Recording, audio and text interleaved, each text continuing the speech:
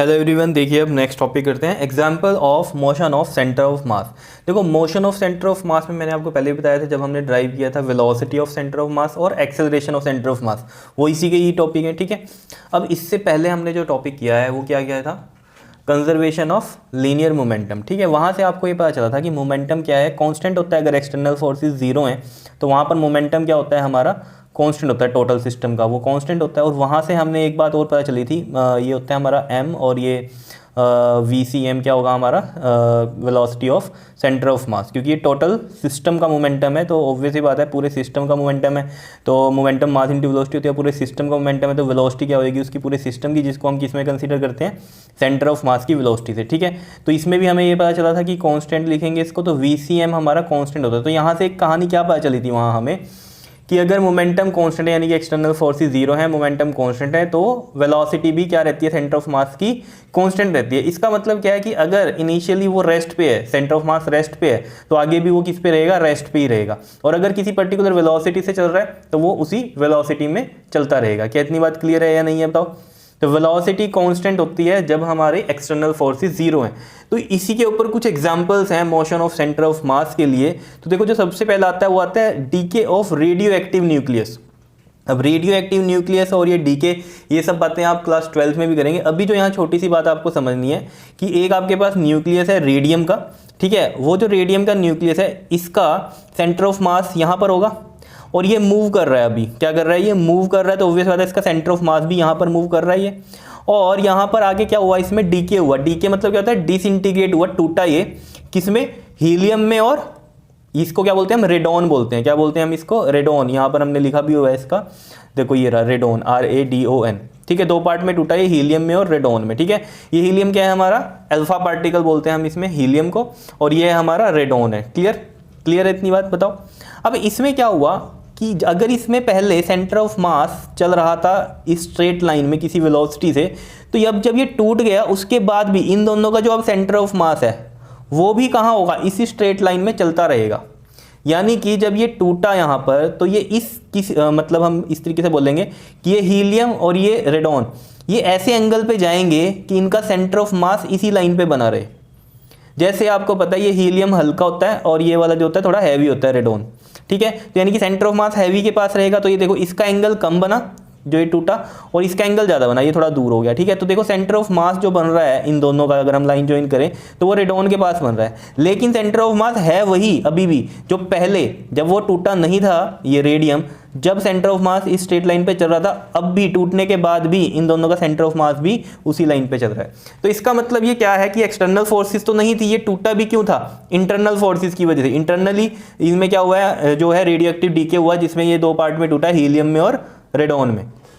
Clear, external यहाँ भी क्या है, जीरो ही है, समझो। इसी वजह से जो सेंटर ऑफ मास है जिस स्पीड से चल रहा था, यानी कि यहाँ पर जिस भी स्पीड से चल रहा था और डायरेक्शन जो भी थी उसी डायरेक्शन में और स्पीड में वो चलता रहेगा। यही वेलोसिटी होती है। वेलोसिटी में क्या, स्पीड भी और डायरेक्शन भी आ गई। तो ये मतलब है यहाँ पर। क्या इतनी बात समझ में आई। अब अगर हम बात करें कि ये जो रेडियम था अगर रेस्ट पे हो, किस पे हो, रेस्ट पे हो, ये मूव नहीं कर रहा, अब भी क्या हो गया, इसमें डीके हो गया, यानी कि ये डिसइंटीग्रेट हुआ दो पार्ट में, हीलियम में और रेडॉन में। अब ये क्या होगा, जब ये पार्ट टूटेंगे हीलियम और रेडॉन, ये एक दूसरे के अपोजिट में मूव करेंगे। समझ, यहाँ तो किसी एंगल पे मूव कर रहे थे अलग अलग डायरेक्शन में, यहाँ पर जब ये टूटेंगे तो क्या होगा, अपोजिट डायरेक्शन में मूव करेंगे ताकि इनका सेंटर ऑफ मास वहीं रहे। अभी देखो रेडॉन जो है ये रहा हमारा और हीलियम ये रहा, रेडियम का सेंटर ऑफ मास ये है, यही न्यूक्लियस हमारा ब्रेक हुआ है। ठीक है, जो कि बना रेडॉन में और हीलियम में। अब हीलियम इधर चला गया और रेडॉन कहाँ गया, अपोजिट साइड उसके। अब देखो ये भी स्पीड की स्पीड से जाएंगे, जो हैवी होगा वो कम स्पीड लेगा और जो हल्का होगा वो ज़्यादा स्पीड लेगा। अब देखो तभी तो ज़्यादा स्पीड इसने ली हल्के वाले ने, तो ये दूर चला गया, और कम वाले ने, ये जो रेडॉन था ये मतलब ये हैवी मास का था, तो इसने कम स्पीड ली तो ये पास ही रहा। और यहाँ से भी अगर आप देखो इन दोनों को अगर आप ज्वाइन करो तो जो सेंटर ऑफ मास है वो रेडॉन के पास ही है, क्योंकि हैवी मास ये है। क्लियर है, और जो सेंटर ऑफ मास है वो वहीं पर ही है जहाँ पर रेडियम था पहले और उसका सेंटर ऑफ मास था वहीं पर अब भी है, टूटने के बाद भी क्या है, सेंटर ऑफ मास वहीं है, लेकिन वो इस ऐसी स्पीड से गए हैं कि उनका सेंटर ऑफ मास यहीं बना रहे। क्या इतनी बात क्लियर है या नहीं है। तो रेस्ट पे था सेंटर ऑफ मास पहले रेडियम का, और जब ये ब्रेक हो गया तब भी हीलियम और रेडॉन का सेंटर ऑफ मास वहीं आ रहा है। क्लियर है इतनी कहानी। तो यानी कि अगर रेस्ट पे है सेंटर ऑफ मास तो रेस्ट पे ही है, अगर किसी स्पीड से चल रहा है, किसी वेलोसिटी से चल रहा है, तो ऑब्वियस बात है उसकी वही वेलोसिटी रहेगी टूटने के बाद भी, क्योंकि यहाँ एक्सटर्नल फोर्स जीरो है। जो ये ब्रेकअप भी हुआ है इनका, यानी कि जो डीके हुआ है दो पार्ट में, या यहाँ पर चाहे यहाँ पर, ये क्यों हुआ है? इंटरनल फोर्स की वजह से, ना कि एक्सटर्नल की वजह से। ठीक है, तो यही सब यहाँ पर लिखा हुआ है कि consider the radium nucleus disintegrating into the nucleus of radon and an alpha particle. Alpha particle है ये हीलियम। ठीक है, रेडॉन में और अल्फा पार्टिकल में ये डिसइंटीग्रेट हुआ। And the decay is due to the internal force, internal force की वजह से हुआ। And the total linear momentum जो है वो कंजर्व्ड है। टोटल लीनियर मोमेंटम अगर कंजर्व्ड है तो इसका मतलब यही है क्या कि जो वेलोसिटी है वो क्या रहेगी? कांस्टेंट रहेगी। वेलोसिटी कांस्टेंट का मतलब यहाँ पर क्या है कि अगर सेंटर ऑफ मास किसी वेलोसिटी से चल रहा था पहले, तो ब्रेक होने के बाद भी जो उनका सेंटर ऑफ मास आएगा वो वही वेलोसिटी से आगे मूव करेगा। अगर रेस्ट पे था सेंटर ऑफ मास, तो ब्रेक होने के बाद भी वो सेंटर ऑफ मास कहाँ रहेगा? वहीं पर रहेगा जहाँ पहले था। ठीक है, if radium nucleus is moving along a straight line, अब ये फिगर 1 की बात हो रही है, स्ट्रेट लाइन में with some velocity, and the two products of decay कौन से आए हैं आपके पास? रेडॉन एंड अल्फा पार्टिकल जो कि है helium, move in different directions में हो रहे हैं in such a way that their centre of mass keep on moving with same velocity along the same straight line as the radium nucleus was moving. जैसे कि radium nucleus का centre of mass move कर रहा था, इन दोनों का भी centre of मास वैसे ही मूव करेगा आगे। क्लियर है, ये समझ में आया फिगर 1। ये फिगर 2 के बारे में यहाँ लिखा हुआ है क्या? कहता है if radium nucleus is at rest, अगर रेडियम न्यूक्लियस रेस्ट पे है, जो product of decay move in opposite direction, जो प्रोडक्ट है इनका डीके का, हीलियम और ये जो था रेडॉन, ये अपोजिट डायरेक्शन में जाएंगे with velocity inversely proportional to their masses. Inversely proportional का masses, velocity inversely proportional to their masses का मतलब क्या है? जो हैवी है उसकी कम वेलोसिटी रहेगी, और जो जिसका मास कम है उसकी वेलोसिटी ज़्यादा रहेगी। देखो, मास इनवर्सली प्रोपोर्शनल है वेलोसिटी के, तो यानी कि जिसका मास ज़्यादा उसकी वेलोसिटी कम, और जिसका मास कम उसकी वेलोसिटी ज़्यादा। वही कहानी यहाँ पर बोली हुई है, इसका मास ज़्यादा तो वेलोसिटी कम, इसका मास कम तो इसकी वेलोसिटी ज़्यादा। क्लियर है। अब बात कर लेते हैं अर्थ मून सिस्टम की। अब देखो, अर्थ मून सिस्टम की कहानी आपको सभी को पता है। देखो, जो सन के अराउंड ये घूमता है अर्थ, और जो मून घूमती है वो किस ऑर्बिट में घूमती है? एलिप्टिकल में। जैसे अर्थ हम कहें सन के अराउंड घूमती है एलिप्टिकल ऑर्बिट में, और जो मून घूमता है अर्थ के अराउंड वो सर्कुलर ऑर्बिट में घूमता है। ठीक है, अब देखो इसको समझो कि ये कहानी क्या है। देखो, अर्थ और मून एक सिस्टम मान लो। ठीक है, अब इनका जो सेंटर ऑफ मास होगा, इन दोनों को ज्वाइन करो, इनका सेंटर ऑफ मास होगा कहीं पर, होगा या नहीं होगा बताओ? ठीक है, अब सेंटर ऑफ मास होगा ज़्यादा किसके पास? मतलब किसके पास ज़्यादा होगा? अर्थ के पास ज़्यादा होगा। क्यों? क्योंकि अर्थ हैवी है मून से, तो हैवी के पास सेंटर ऑफ मास जाएगा। तो इसको हम कंसीडर कर लेते हैं कि जब इनको ज्वाइन किया तो ये थोड़ा सा कहाँ पर आ रहा है? सेंटर ऑफ मास अर्थ के अंदर ही आ रहा है। जैसे ऐसे ज्वाइन करते हैं इनके सेंटर्स को, तो ये अर्थ के ही पास ये कहीं पर लाई कर रहा है। क्लियर है इतनी बात या नहीं बताओ? तो यहाँ पर अगर ये एक सिस्टम है तो इनका सेंटर ऑफ मास फिक्स हो गया। क्लियर है। अब ये सेंटर ऑफ मास आगे बढ़ता है किसकी वजह से? क्योंकि सन इस पे एक एक्सटर्नल फोर्स लगाता है, तो एक्सटर्नल फोर्स लगाता है तो इस पूरे सिस्टम पे लग रहा है, तो यानी कि इन दोनों के सेंटर ऑफ मास पे लग रहा है, इसकी वजह से ये आगे चलता है। तभी तो अर्थ आगे चलती है तो मून भी उसके साथ साथ आगे चल ही रहा है, क्योंकि सन क्या पूरे सिस्टम को ही अपने अराउंड घुमा रहा है। क्योंकि सन क्या लगा रहा है इस पूरे सिस्टम पे? एक एक्सटर्नल फोर्स लगा रहा है जिसकी वजह से ये आगे मूव कर रहा है। ठीक है, तो वो लगता हमें क्या है कि ऐसे अर्थ घूम रही है इसके चारों तरफ, लेकिन वो क्या रहा है, उसका सेंटर ऑफ मास एक्चुअल में सन के अराउंड घूम रहा है। ठीक है, ये बात समझ में आई? तो यही सब लिखा हुआ है। क्या कहता है? The moon moves around the earth in a circular orbit and the earth moves around the sun in an elliptical orbit. ये बात बता दी। It will be more correct to say that the centre of mass of earth moon system moves around the sun in an elliptical orbit. मतलब वो क्या कह रहा है कि ये कहना सही होगा कि इस मून और अर्थ का जो सेंटर ऑफ मास है वो एक्चुअली में सन के अराउंड घूम रहा है। क्लियर?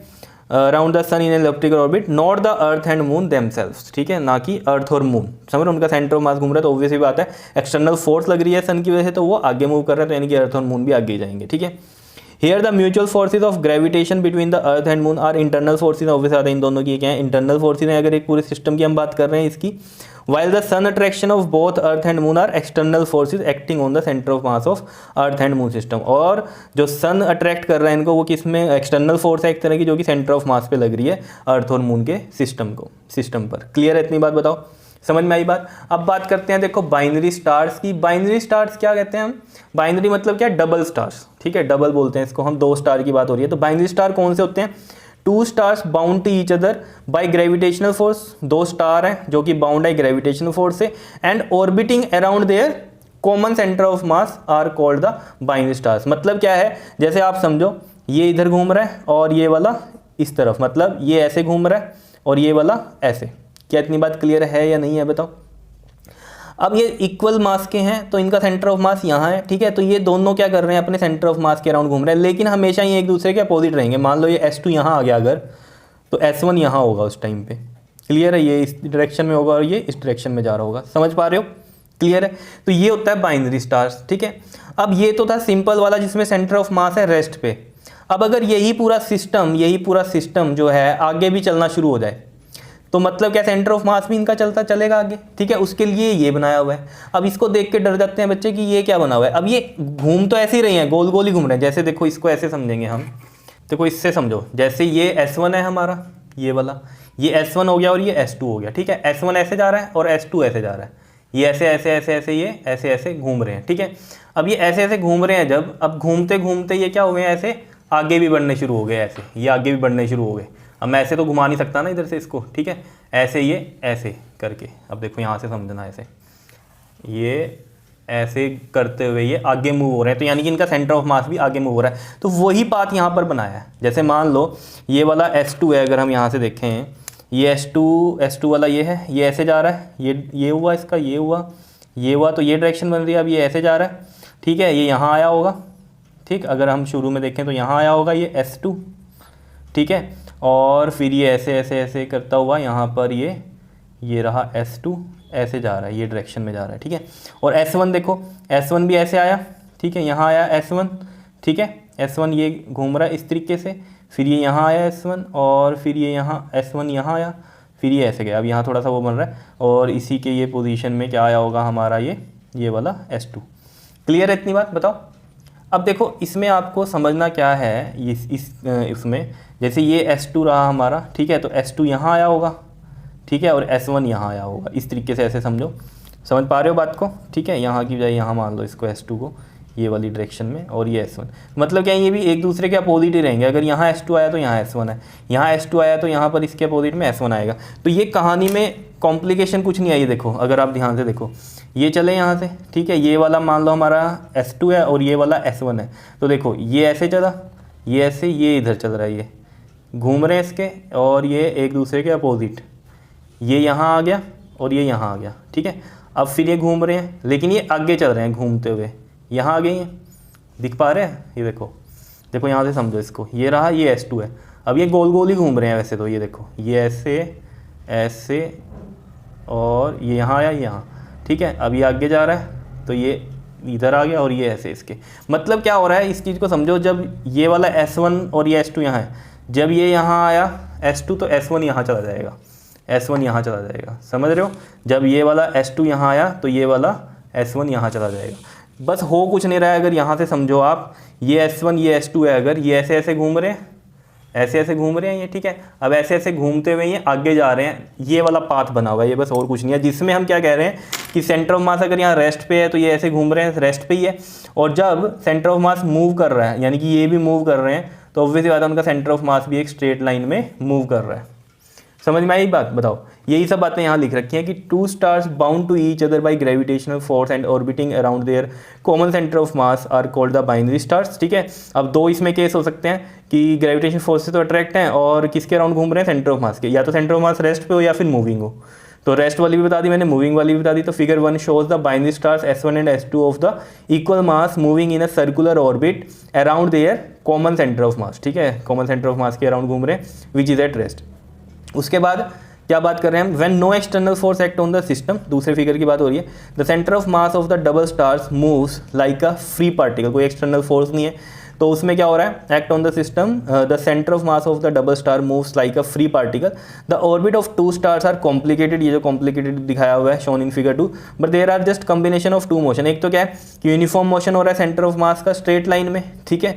और क्या हो रहा है, circular orbits of the two stars around their centre of mass, ये घूम रहे हैं अपने सेंटर ऑफ मास, दोनों का जो सेंटर ऑफ मास है उसके अराउंड घूम रहे हैं, लेकिन आगे भी चल रहे हैं, ठीक है। तो उनका सेंटर ऑफ मास आगे मूव हो रहा है, ये कह रहा है वो, ठीक है।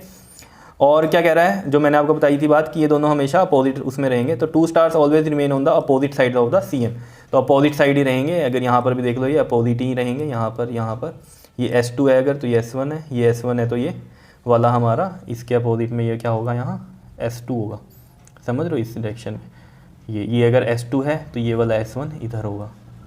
समझ रहे हो बात को? इस तरीके से ये बताया हुआ है आपको।